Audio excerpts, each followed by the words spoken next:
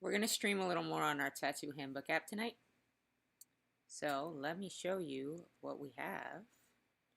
Last time we left off, we were working on this blog post preview, and we also did some stuff with getting a call back from the API that gives us the last 3 blog posts for from the website.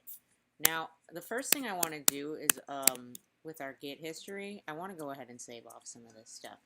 So in particular, we have this blog post class, this blog post service class, and the service test class, and I want to put all those into a commit. So here's what I'm going to do. I'm going to say, let's get the status anew, and then I'm just going to grab each of these. Preview is a custom view that we were making last time, and I actually think I don't want to do that, so we're not going to add that.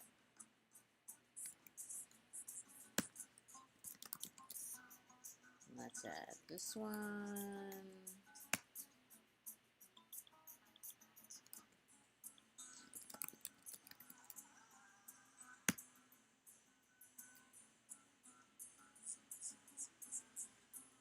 Yeah. Tonight, by the way, we are listening to this Incubus instrumental mix thing that I found that I'm pretty excited about. I love Incubus as a band, everything they do. I'm a really big fan of some of their acoustic versions, but anyway, I have a hard time with lyrical music while I'm coding, so I found this. And I'm pretty pumped about it. I'll put a link in the description. Anyway, let's quickly look at our last commit. So we were renaming a view controller, that's fine. Let's now commit what we have, and this is going to be request last 3 blog posts from Gaelic.co.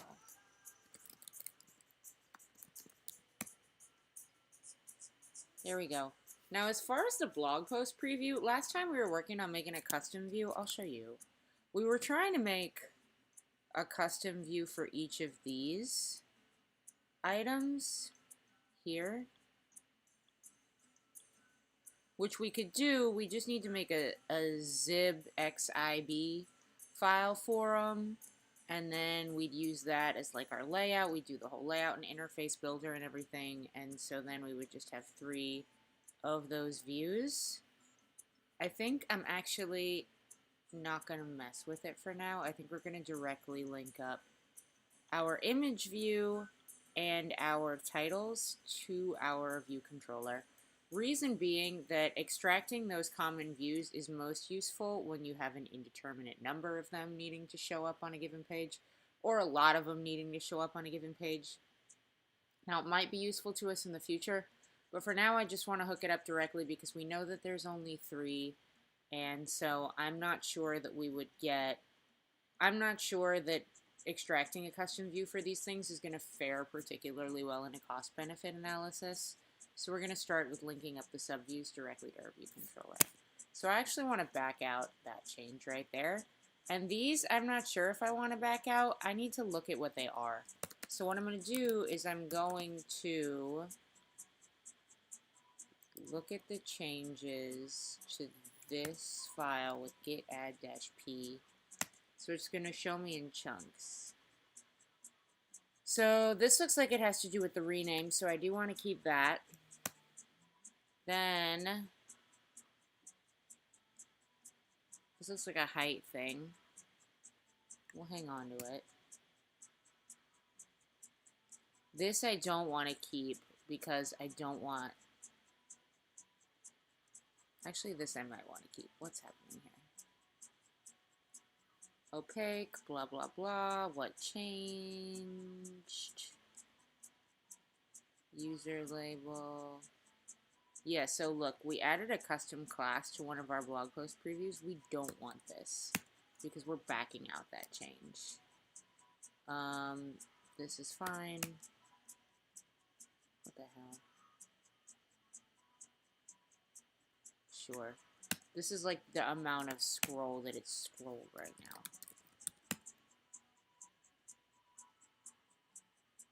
Great.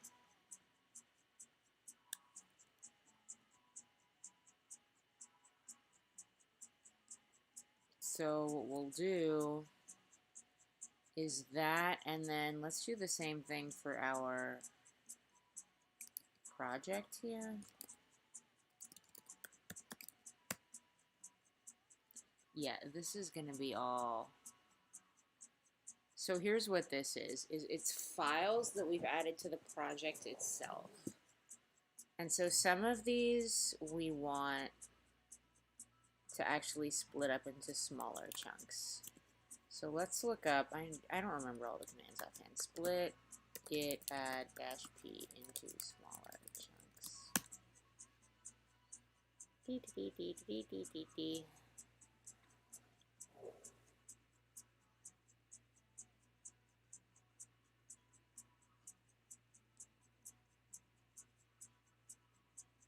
And the reason that we're doing this is that I want this, this, and that, and I don't want this.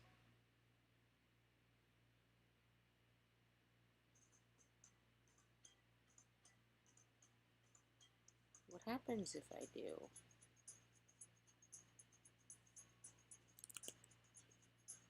This is what we're going to do. Stage this options. I want to know what all those options mean. Yeah. So we're doing git add -patch right now.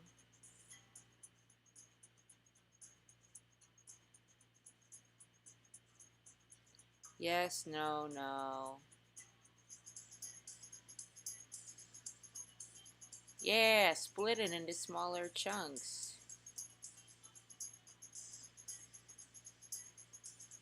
I don't know if it's going to work, though, because it says it only works if there's unchanged lines between the changes in the displayed hunk. Why would it only work under those circumstances? That's stupid. I'm sorry, I shouldn't say that. I just want these 3 lines. You know what? We're going to do this the cheater way. This is the cheater way. We're going to go in here. We're going to find our preview file, and we're going to delete it. Goodbye. Go to the trash. I do not like you. So now, okay, let's just get out of this. So now if we do this, that should be gone. Yeah, see, now it's gone. I was trying to be all fancy. Guess I don't get to. Yeah, add all that. Yeah, add all that. Yeah. So some of these changes actually should have been committed in that rename thing. Because some of these changes to the project, this particular file is keeping track of where different files are and what they're named in the project. But that's okay. Because this rename is not something we're going to need to go back and change. Okay. What are we mainly doing in this commit? The rename and backing out our change to make the custom blog post preview. Let's do patch add for this one more time just to make sure there's not anything we want. Yeah, don't want it. Oh, right, that's the one we rejected before. That's fine. So this is what we're going to do. I'm going to commit this up, and I am going to say, let's see, add rename records for project file. No, actually, you know what? I'm gonna amend my previous commit.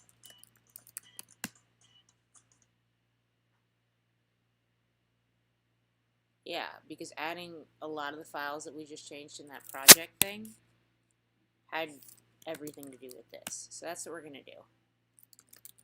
We should have these changes, which I'm gonna stash. Okay, great. So they're gone. So technically there's some stuff in this commit for the rename that we did right there. And if I really wanted to, I could go back and do an interactive rebase and move all this stuff around. I just don't think it's that big a deal. So I'm just going to leave it. So this is what we'll do now. We are going to run our app and see how she looks.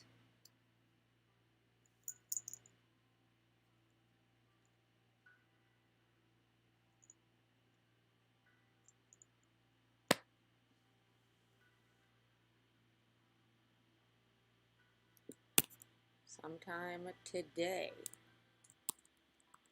please.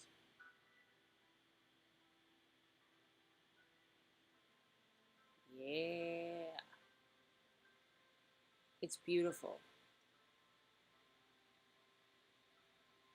What is going on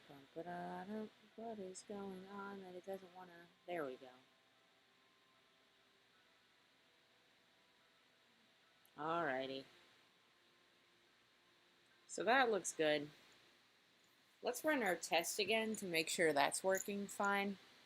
After I make commits where I took some changes and stashed others, I just like to make sure that everything's working. So what I'm going to do is I'm going to come over to the test thing here, and I'm going to run this test. And we're going to see how it does.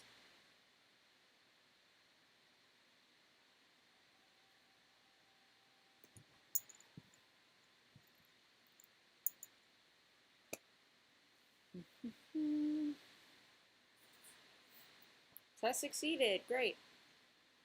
So, what do we want to do now? There was one thing that I kind of wanted us to take a look at that we sort of left behind last time, which was this blog post thing.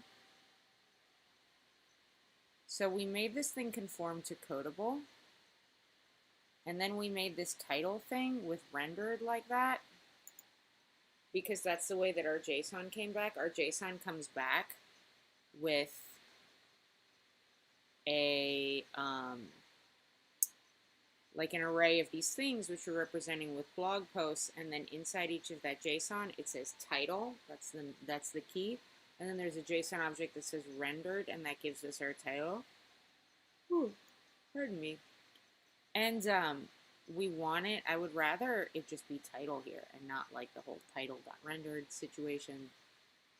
So I was doing a little bit of looking online. I read a few different blog posts that talked about things that you can do with Codable, and I also looked a little bit into Codable documentation. And the source that appears the most reliable to me is this blog post, which I will show you. JSON parsing with Codable in Swift. So it's got these demonstrations here of the different things you can do, and you can't, it's not lines of code, it's just like pictures. But I want you to notice what he's talking about here. So we've got a nested object that says username, and then inside the object full name Alex Murphy, and then we want that to be directly on our employee object. So the way that that's happening is there's this enum root keys, and then there's this enum username keys, and we do the insertion down here and an initialization from the decoder. So I thought that we might give this a try and like time box it, and if it doesn't work then we can abandon ship totally, but I just wanted to see if this worked. So we already have our coding keys here. I see, and there's like a separate one for the nested keys. And it looks like it has to be a different enum for each nest, is the impression I get, because it's for a specific key, which is declared right there. So we're going to go ahead and do that. We don't use this anywhere, so I am going to name this root keys, and then I'm going to make an enum called title keys, which extends string and implements coding key. And we're going to call this title. Hopefully that's not going to get too confusing. Guess we'll find out.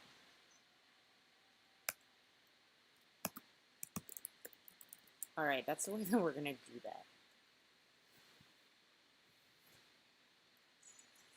And then we basically need to initialize from a decoder. Init.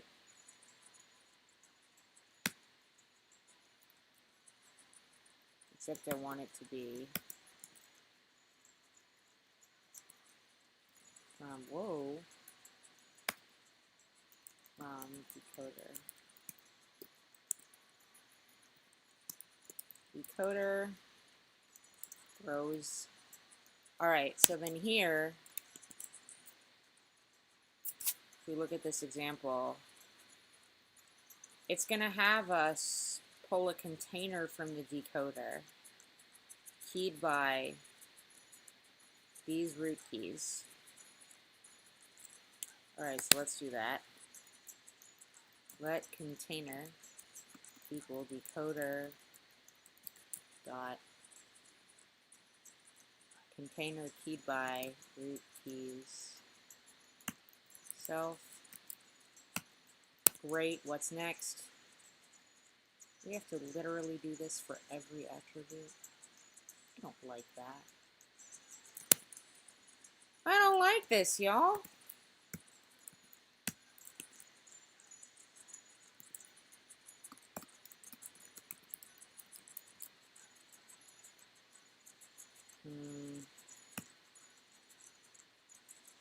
This is going to be a string. For key. All right. For key, and this is going to be image URL. What are you upset about?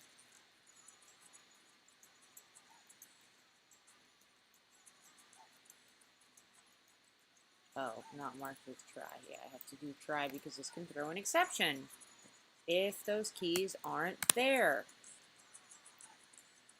Okay. All right, what's next? Then we have to pull out the separate container and the... This is not less. This is not less. I'm not sure I like it. Whatever. Okay, we're going to do it. We're going to do it. We're going to do it. I said I was going to do it. We're going to do it. We're going to judge. We will judge not. We will judge later. We will not judge now, but we will judge. Okay, try. Fine. Try. Whoa. Try. And we have to do name container. So in our particular case, it's going to be title container. We start with our infamous try because this can throw an exception, and then we ask our container for our nested, that one. Keyed by, this is going to be title keys, title keys dot self. For the key,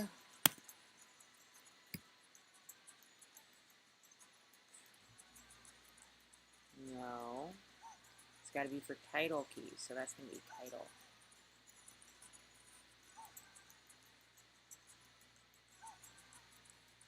Let's see if it gets mad and doesn't recognize that.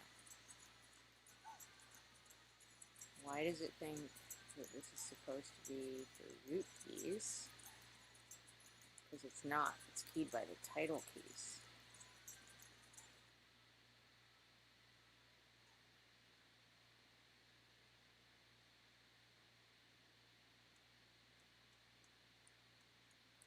What am I missing?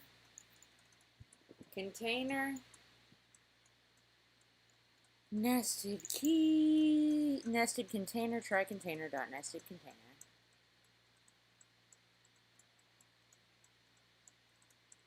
What am I missing? It looks the same.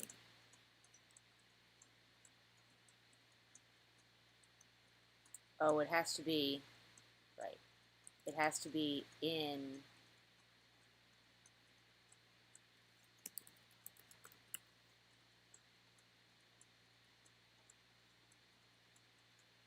the root keys, because the root keys has to know where to get the title from. That makes sense. All right, we're back. We're back. Try, and then we got to decode directly from our title container. Title container dot decode. This is going to be a string self, and this is going to be for the key title. Oh, this is, I don't like it because we have title and then we name it title there. But the thing is, that is the title of the blog post. But I don't want to namespace a blog post title because it's already namespaced by dint of being in a struct called blog post. I'm going to try this. I'm not impressed.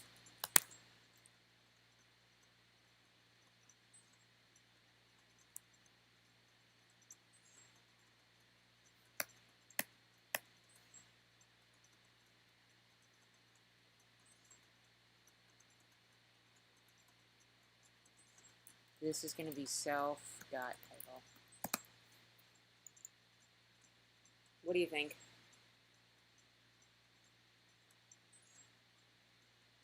Other than the fact that it's upset.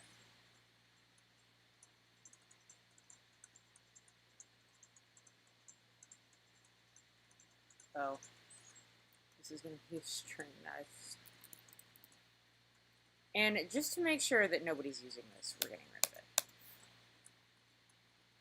Goodbye. All right, now we're going to run our test again and see how it does. This is the nice thing about tests, is we just did like a not inconsequential refactor, and we can run a test to see if it worked. The build is fail. Why? Value of type string has no member. Yeah, because now this needs to be post.title. Because we changed it so that we wouldn't have to do that rendered thing anymore. You're upset because there's title right there. We're gonna run it again. Run it again.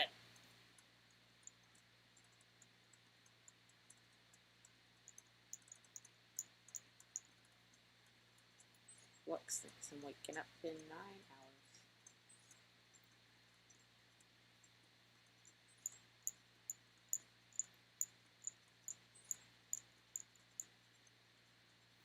Did it pass?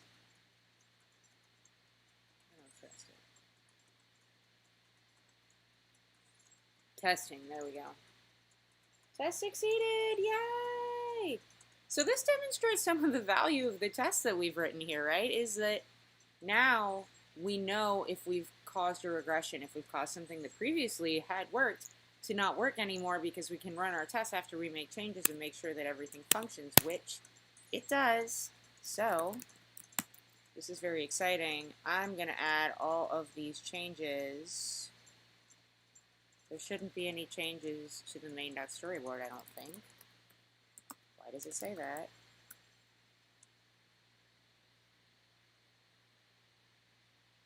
Oh, it might be because I, like, scrolled or something.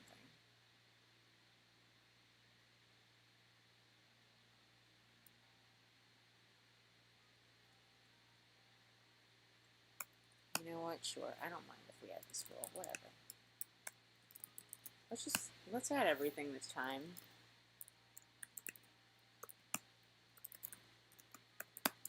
And what do we want to say here? This was a refactor. Why did we do this?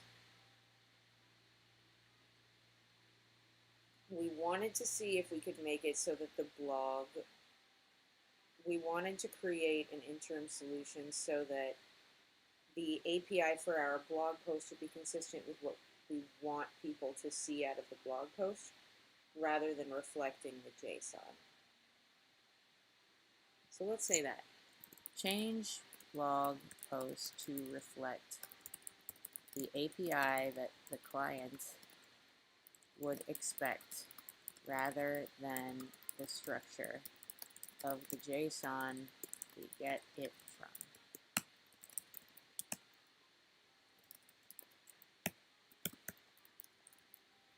Cool. Cool, cool, cool, cool, cool. All right. Thank you, BlogPost. I'll put a link to that in the description as well. When all this is over, let's see. So we were getting our stuff from the API. That's great. Now we need to start hooking up our views. So let's do this. I want to open the main.storyboard and I want to open it to the right here, and then I want to open my home view controller on the left. Why is it empty?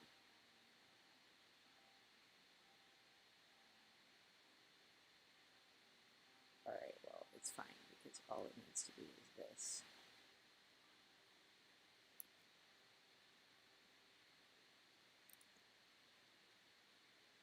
Home, cute, and then this is going to be the home view controller. So we get our view did load. What we want to do is we want to hook up all these little views. So let me get my scene out here. Scroll view, stack view. These are the things that we want to hook up. We'll make it a little bigger. We'll just get them all out on the... Yeah. So what we want is this label and this image view. So here goes. Let's add an outlet for first blog post image view. Could not insert the outlet connection, could not find any information for the class name home view controller. Alright, so what I'm going to do, this is the home view controller. This is the second view controller. Let's go in here and make sure, yeah, it's the home view controller. So now what I'm going to do is I'm going to quit Xcode and I'm going to restart it. This should not help, but it might.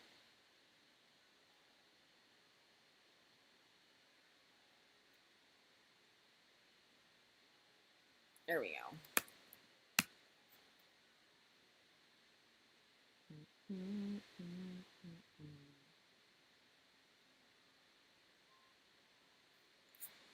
Let's make this a little bit.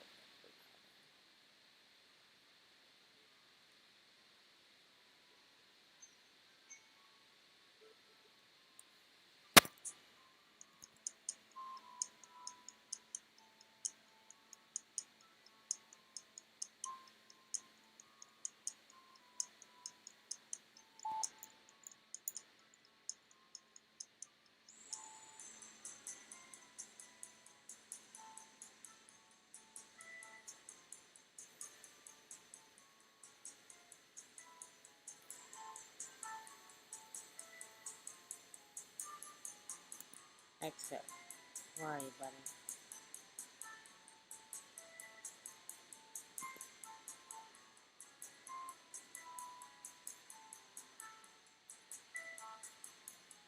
This is not the right.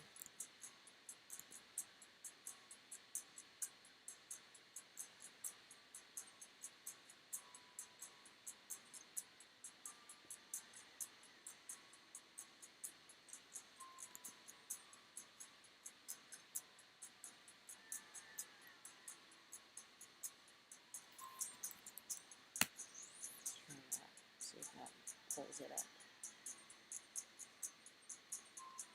Let me go ahead and quit some of this other stuff. Maybe it'll make it come up a little quicker.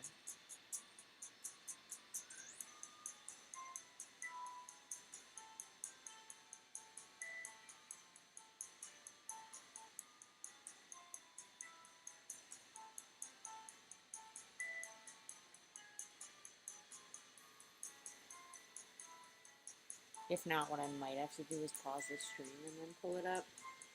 Because I think what might be happening here is that for whatever reason, Booting Xcode takes some time because OBS is using up a lot of resources on the computer, the streaming software that I use.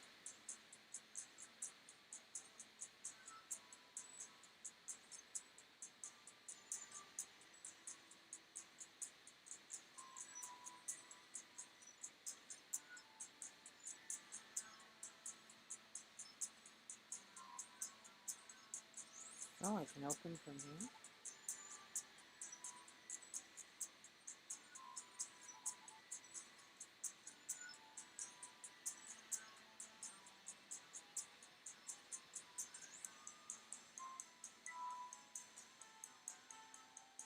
Let's see what else I can get rid of.